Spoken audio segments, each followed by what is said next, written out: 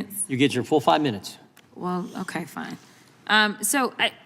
It's curious because you've sat here all day, and thank you so much for showing up, because this was something that you wanted to do. The Republicans wanted to make sure that you were hid in a room with no cameras, because I was there. They didn't really want you out public because they were afraid of what you would say, which is that you could have proven your case because you are a career prosecutor who knows how to prosecute criminals. So just to be clear, today, it seems like the Republicans have not really fought very much about whether or not Trump was guilty or not. In fact, their fight seems to be over whether or not you were authorized to prove their guilt. Do you recall a number of Republican members asking about whether or not your appointment was okay, even though we know that you've testified about the more than 100-year precedent that allowed for your appointment? I was asked questions about that today, and our position, as we filed in our appeal, is that there was strong support for my appointment, including Supreme Court precedent directly on point. Thank you so much.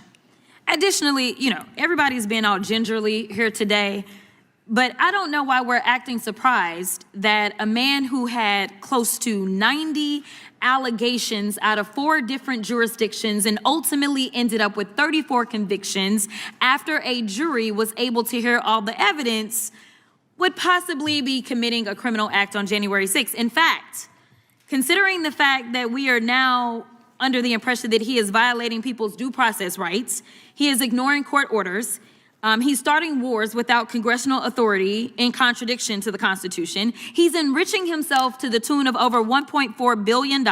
He's shaking down electeds to draw maps that will help him stay in power because the Republicans don't understand that they swore an oath to the Constitution and that we are supposed to do checks and balances. He's also shaking down TV stations to get money. So why are we trying to pretend as if it is out of the realm for this particular man to commit the crime that he committed on January 6th, and frankly, the only reason he ran for president was to make sure that he would not be prosecuted, because I fully believe that you would have put him under the jail based on our long-form conversation that we had.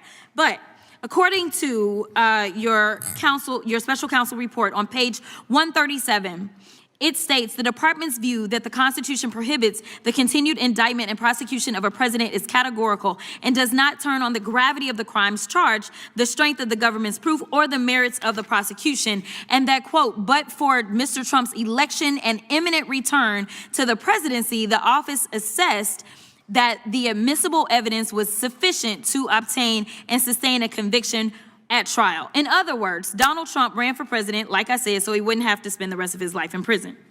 The chairman and other members of this committee have spent all day attacking you and trying to rewrite the history of January 6th. But Mr. Jim Jordan, the chairman, failed to mention how he was running around the Capitol terrified by the possibility that all those insurrectionists would harm him. In fact, on page 97 of the deposition transcript, you mentioned how Mark Meadows, the president's chief of staff, quote unquote, never saw Jim Jordan so scared. The chairman also failed to mention that he was in direct contact with the White House in the days leading up to and on January 6th, which is why his toll records were subpoenaed by your office. Let me be clear, because they're trying to act like this is Democrats on Republicans, and I guess you are a covert Democrat that knew that he was going to try to steal an election before he tried to steal that election, and so therefore you were somehow put into place. I mean, the conspiracy theories make your head spin, but nevertheless, were you going to subpoena the toll records of every single Republican simply because they were a Republican? No, we subpoenaed the toll records in the course of this investigation because they were relevant to our investigation. Relevant? Oh, okay. All right, so that means something about facts. So let's talk about facts. Donald Trump lost to Joe Biden, yes or no? That's correct. Okay.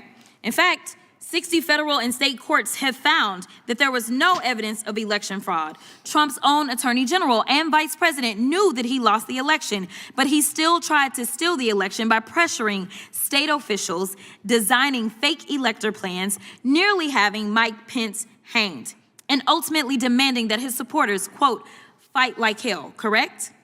Correct. We all saw it happen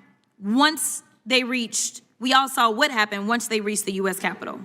As your report outlines, President Trump knew that he would incite violence at the Capitol that day. In fact, some of Trump's senior advisors were pushing for violence. For example, page 81 of the report details how co-conspirators number 2, John Eastman, tried to convince Mike Pence to break the law, stating that, quote, violence was necessary. So it isn't just Trump who is responsible for the death of multiple law enforcement officers and the injuries of thousands of people. A lot of Republican members of Congress are also responsible.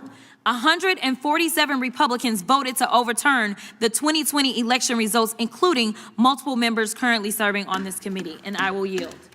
Gentlelady yields. Gentleman from North Carolina is recognized. Thank you, Mr. Chairman. Mr. Smith, we've heard a lot of information that's gone across this day as we spin it here. We've heard disregard for the First Amendment at times. We've heard talk about solely seeking charges against Donald Trump, obviously targeting. We've talked about the amount of time and reasonable time frame.